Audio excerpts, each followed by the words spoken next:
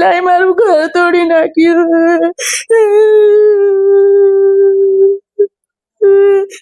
મારું ઘર ક્યાં થયું બેટા? ભાઈ બહેન ના ઝઘડા, મારું ઘર ક્યાં છે મમ્મી? એવું કે છે તું બેટા? એવું નહીં બેટા, તું જ્યારે પરણીને સાસરે જઈશ ને ત્યારે તારું ઘર ત્યાં હશે. હેલો મમ્મી, હેલો, મારું ઘર ક્યાં? તું કહેતી હતી ને અહીંયા મારું ઘર નથી લાગતું. મને મારા સાસુ, મારા દીકર, મારી નણંદ મને બહુ હેરાન કરે છે. મારું ઘર ક્યાં? બધું શું કીધું મમ્મી? બધું સારું થઈ જશે? હા, જેમ પે બા, આપણે ચલો બહાર ફરવા જઈએ. ચલો. હા, ફરવા જવાનું છે તમે.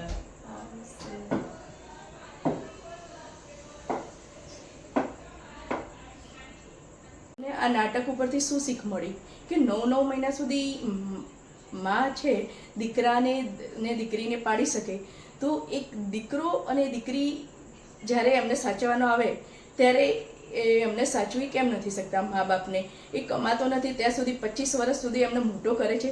જ્યારે એમને સાચવવાનું આવે, જ્યારે એમની વહુ આવે ત્યારે એ લોકો એમને વૃદ્ધાશ્રમમાં મોકલે છે. આ છે આપણે ન્યૂ જનરેશન, ભણેલી ગણેલી પેઢી. નમસ્કાર.